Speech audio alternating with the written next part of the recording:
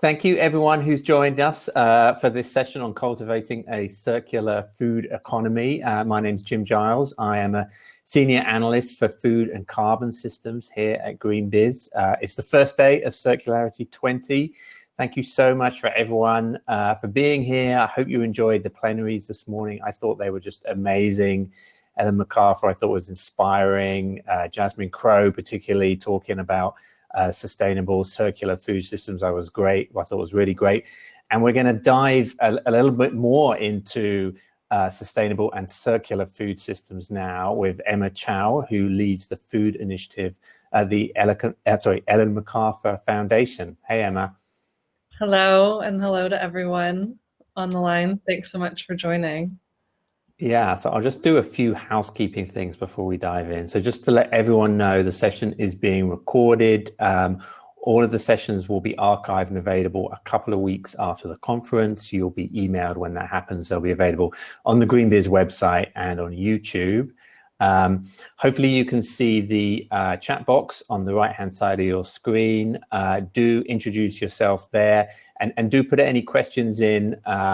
You know, it's a short session. We're going to move really quickly, but we will be making time at the end for audience questions. So please put them in there. And also, if you have time, it would be super helpful for us if you could take a survey at the end of this session. It's really great to get your feedback. It helps us improve the product. So we would appreciate that a great deal. Okay, so to the session itself. So Emma, so I work on, as I said, on sustainable food systems here at GreenBiz. And when I talk to people about food systems and sustainability in that world, you know, we hear a lot about things like regenerative agriculture, about the need to eliminate deforestation, reduce the use of synthetic pesticides, things like that. I don't actually hear that many people frame these conversations through a kind of circular lens. So I'm super interested to know, what does it mean when we look at our food systems through a circular lens? How is it different from ongoing discussions about sustainability? Yeah, such a good and fundamental question. And one piece I'm going to get very nitpicky about language is often people will refer to circular agriculture, circular food systems. But there's a difference between circular something and circular economy, because circular, as we tend to frame it from the Ellen MacArthur Foundation point of view, that's really about closing the loop, which for sure is applicable to food systems. But with food, we're metabolizing it, and so we need to grow more and more. And that's why the production and actually tapping into that third principle of circular economy, which is about regenerating natural systems, is actually where the bulk of the potential impact lies. So that's one piece, just on a language perspective. And then the other, picking up on some of your comments just now around a lot of initiatives and efforts are already underway about reducing damage, using less synthetic fertilizers, emitting less carbon. And those efforts are good and valuable, but they are undoing and trying to minimize the impacts of the current linear system, which is destructive, damaging, extractive of finite resources. And we need to go beyond just trying to undo the damage and get to neutral. And especially with food, because it's so intertwined, coming from nature, nature is inherently regenerative. So what would it mean to actually fundamentally redesign food systems, supply chains, food products, our dishes, our menus, to be trying to maximize the positive impact for the environment, for people, for health, and for the economy long term? Yeah, so that is such a huge and interesting idea and challenge. Why don't we dive into it with a couple of examples we can use to sort of bring to life these ideas? And so Emma, just go for it. Pick out a couple of examples that you think really sort of characterize the change that you're seeking here. Yes. So again, it's very complex. So bringing in some concrete examples can be super helpful. One that I want to start with, and I want to mention here early on, is initially this session was going to be a conversation between myself and Jared Lawson from Pie Ranch. And if you may be aware of Pie Ranch, it's an incredible nonprofit farm based in the Bay Area that does a lot of training with youth and low-income, more vulnerable populations, kids who otherwise would not be able to even set foot on a farm or be trained to be a regenerative farmer. And very sadly and devastatingly, the flames and the fire in the Bay Area did move into the farm area over the weekend. So Jared was unable to join us today, but I think it's really important that I at least share the story of Pie Ranch. And they're right now going through a point of transformation. They'll definitely be rebuilding, but they are one of my go-to examples because they have these multiple dimensions of not only producing food in regenerative ways, but also bring the educational component and training this next generation of farmers. A big focus on regionally connected food systems, food access. So it just sheds light on the multiple benefits that you can be generating across social, economic, and environmental domains when you bring that system view. However, that is primarily on the food production side of things. So I think it's important to also bring in the waste as well. And a good example from the US is the plant Chicago, which you may have heard of, and it's a great one in terms of illustrating industrial symbiosis. So what they did several years ago was actually think very strategically about what types of businesses, SMEs, would be located in a given vicinity, because that allows for material exchanges. So the waste from the brewery, the spent grains, can actually be used by the bakery. And the place that's growing mushrooms, they're growing it on a byproduct from another place. And so the logistics, especially with food, because it's actively decomposing, is absolutely paramount. So I think that's a really good example of how you actually design a physical space to allow the exchange of materials so that waste streams are becoming feedstock for new cycles. And that's just classic circular economy. And also on the waste side of things, for food, we do take a full system perspective. So when we think of all the byproducts, it's not just the inedible pieces like your orange peels and your apple cores and the byproducts coming out of a food manufacturing facility, but also human waste. That's an ultimate byproduct that often we don't talk about. And it contains a lot of nutrients, a lot of materials. And there are innovators out there in North America, like Listec, who operates in the US and Canada, who has a treatment process that enables it to be turned into an organic liquid fertilizer that is safe and certified to be applied. And also in other parts of the world, we see innovators like Sanergy in different parts of Africa using insects. And insects are incredibly effective at transforming organic waste streams into a variety of products, including a compost, fish feed, even animal feed, and fertilizer, biofertilizers too. And those start to bring the pieces together. So I spoke about Pie Ranch and growing food, but then you have also got the waste side of things. What if we reimagined waste so that actually became an input for food, including growing new food and feeding livestock, offsetting those virgin plants that we otherwise would have been growing. And then one final piece that enables the two of those is this element of design. And it's a newer concept, right? It's not intuitive to think, oh, my food is designed. Whereas in fashion, it's natural for us to think, okay, my shoes are designed, my shirt's designed, my jeans are designed. So one or more people, often several people, throughout the production of that shirt or pair of jeans have made decisions. They've chosen materials, they've designed the cut that have influenced the price, the look, the feel, all of that. Now with food, so much of the food that we eat nowadays around the world has been transformed from those primary ingredients, those raw ingredients at the farm level, into the product on the grocery store shelf that we're picking from, or the dish on the restaurant menu. And so actually we can bring in that design approach. And there are examples of companies, including, for instance, in the US, Compass Group, which is the world's biggest food service company, they've over recent years been partnering and working in really close ways with Baldor, who's one of their suppliers, to be reimagining their menus in certain locations in the US. One, to be diversifying ingredients, because that's one of their priorities. So you may have heard of Row 7, which is one of Chef Dan Barber's companies, and it's all about really tapping into this immense array of all the indigenous and diverse varieties of fruits and vegetables that we're not eating at scale today. That collaboration, so the diversity practices as well, and also waste. So they've been working with Baldor to just remove waste even from the mindset of their chefs and food creators. And so it's really interesting to see how they've been going on this journey over recent years, and definitely a ways to go, but it's another good example that I want to highlight.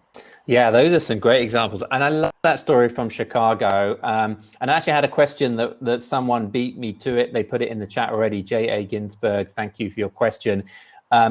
He or she is asking how that approach can scale. And that was on my mind because, you know, a lot of these systems we talk about, as we think about making them more circular, there's all these bits that need to fit together. You know, you talked about waste from different processes becoming inputs, which sounds logistically daunting. You need all these different organizations to show up in the same place and to integrate their processes together. So how did that happen in Chicago? And I guess more importantly, and what our the audience member was asking is, how do we replicate that? How do we scale that? Yeah. So again, going back to the example of the plant Chicago, which is not necessarily a common scenario, right?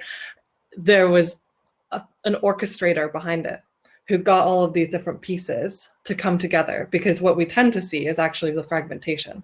We see a lot of entrepreneurs, a lot of creatives coming up with great solutions, but they're one-off, right? And they're not necessarily even maximizing their own potential to generate impact. So there is a need for this orchestration, because it also takes working across sectors. And that's something that we're working on, is bridging the public and private sector, because also when it comes to scaling, well, one point just on the idea of scaling when it comes to food is, I like to think about scaling up, but also scaling out, because we don't want everything to be hyper-centralized, big scale, because we need the diversity to create resilient systems.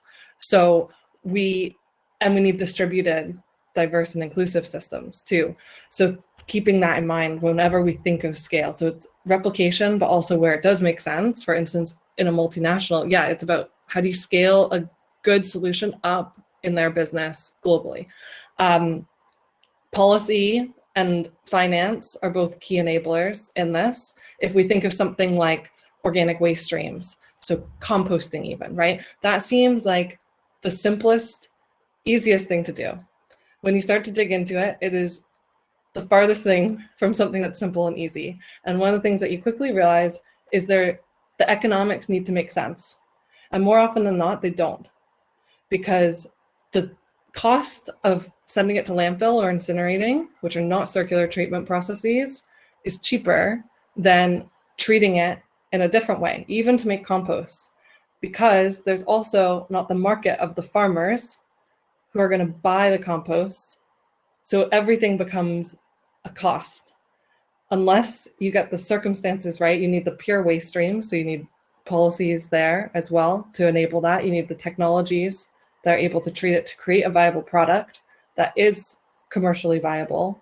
And that's why for us, we're taking a demand-driven approach, because you can't just start, for instance, at the farm and say, okay, we just need to switch to regenerative agriculture, because that also takes a big financial investment too. So the orchestration is really critical, and finance and policy are both key enabling factors, as well as the innovation and technology. There are still innovation gaps in terms of how to get that adoption of what are emerging innovations and technologies globally. And I would say one final thing that we've seen an emergence of, out of necessity and response in light of COVID-19, is how to use digital platforms to enable the emergence of some of these markets, whether it's connecting farmers who have available product with even citizens or businesses to buy it directly, or we are seeing more and more platforms that are indicating where organic waste or even surplus edible food is, to be able to match it, and in some cases actually design a business model around it. That's super interesting. And we have about 10 minutes left. I want to make sure we have some time for audience questions. Oh, Emma, your video has disappeared. Are you still there?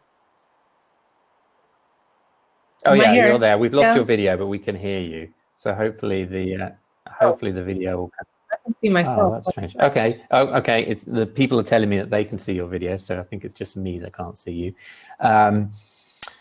So we'll do audience questions in a minute. I'm going to have one question. We'll just be quick with it.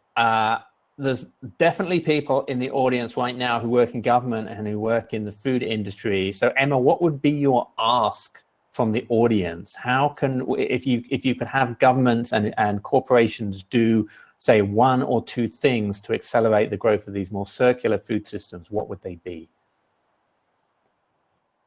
Yeah, well, from a government perspective, of course, all levels of government can play a role, from the policymaking and also procurement side of things. But something that we found in our work is that cities are a really good place to focus action, because that's also something when it comes to food, it's so complex that you can say, that sounds good, that sounds good, that sounds good. And then everyone runs off and does their actions, but we end up with good intentions, having fragmented and incremental impact. So something that we're doing is working with London, Sao Paulo, and New York as partner cities, because 80% of the world's food is expected to be eaten in cities by 2050. So cities don't have all of the answer, but they have big demand power. And today are endpoints driving a highly linear system. And at the same time, accumulating about 2.8 billion tons of organic waste in cities every year, of which less than 2% is being collected and treated in a circular way. So from both the sourcing side of things and managing waste and byproducts and ensuring that food doesn't create waste ever, cities are a really good place to focus the action. So I would say for the policymakers out there, no matter what level of government you're operating at, just to, if cities weren't on your radar, perhaps bring that into your everyday thinking on how can cities use their power in a way that actually catalyzes upstream and in the rural areas positive impact, so that it's not cities draining rural areas, but actually a positively reinforcing relationship between the urban and rural. And then for the companies, what's also important is, even on that cities piece, it's not just municipalities, but all of the players within them. So if most of the food is going to be flowing into cities, there's a lot of impact being generated by the private sector, who is either operating in those urban spaces or producing food that ultimately flows to those markets.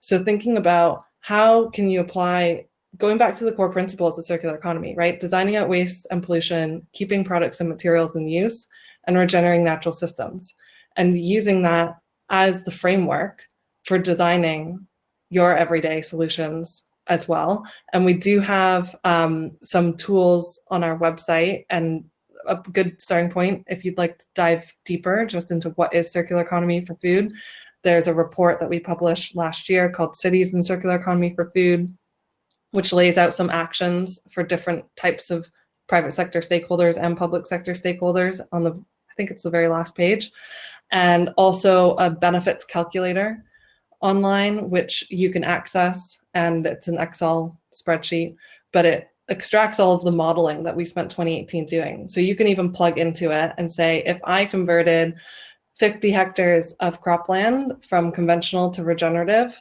what would the carbon emission reduction be? What would the water sequestration or holding capacity be, etc.? So that's another good good place. I'll stop there before I keep going because I know we're running out of time. Yeah, great. Thanks, Emma. So yeah, audience questions. I had a really interesting one from Stephanie Armistead, who's asking, can you, Emma, can you get into some more details on what the infrastructure is like in the US in terms of delivering inedible food residuals to a place for reuse? I mean, I know you touched on composting infrastructure here, which is actually something we're covering in a session later in the conference. Which is not, is surprisingly poor in my experience in the US. But Emma, what do you know about that? Yeah, so it's not only in the US, but everywhere. It tends to be a bit of patchwork because there's no real standards even around what type of composting. There's multiple types of composting systems even, which have different standards, requirements, and treat materials in a different way and create different outputs. So in the US, at least what I've seen, is there are different types of composting schemes being used, which treats both edible and inedible fractions.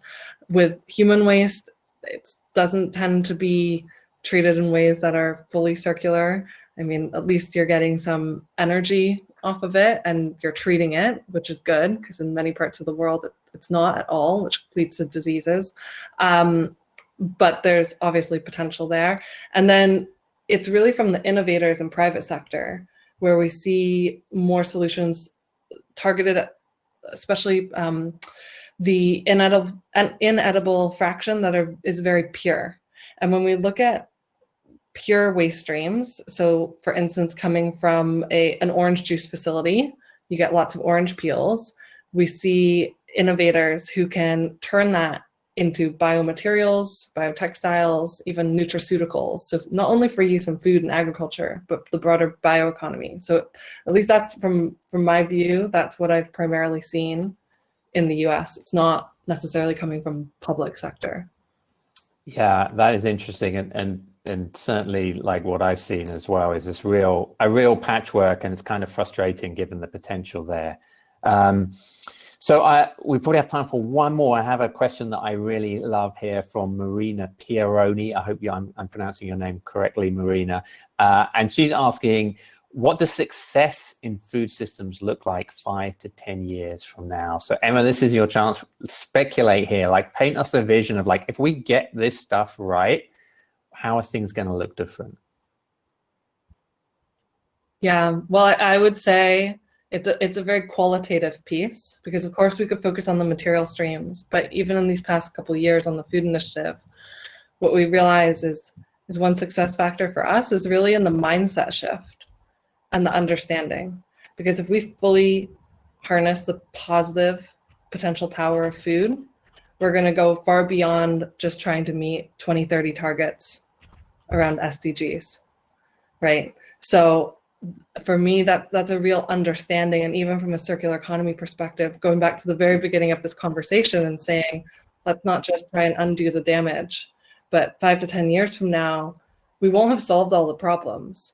But if we have that mindset shift and the way that we value food culture shift, then we will all be playing our part to be designing solutions to maximize positive benefit rather than trying to race and undo damage and treat symptoms of the linear system. And so we need to have that 500-year view, but bring that back to what these actions are. And so we won't see all of the results in the next 5 to 10 years. That's just unrealistic when you're talking about like regenerative farming, for instance. But we can see and measure in creative ways the mindset shift. Yeah, thank you so much, Emma. So I think we're just right at time now. So really appreciate you sparing your time to talk us through this stuff. Emma, like if people are interested in following up, learning more about the foundation's work, more about your work on food, where should they go? Yeah, you can go to emf.org. So that's the Ellen MacArthur Foundation's website. You can navigate to food, and that's where you'll find all of our resources. Do keep an eye on it, because we're going to be doing some website updates over the next 6 months or so, and a lot of new resources. And if you're working in New York, do reach out to us, because we are actively working with stakeholders to support the design and implementation scaling of demonstration projects as one of the 3 partner cities. Great. Thanks so much. And just to encourage everyone, there are several more food sessions coming up. There's one on food waste. There's one on scaling composting infrastructure, which is very relevant to what we've just been talking about. So do check out the program. Would love to have you join those sessions as well. And Emma, thanks so much. Really appreciate you sharing your thoughts, and look forward to continuing this conversation in the years to come. No problem. Thank you so much, Jim, and thanks everyone. Yeah, thanks to everyone for the questions in the chat. Oh, and if you could take the survey before you go, that would be super helpful for us. Okay. Bye, everyone. Bye.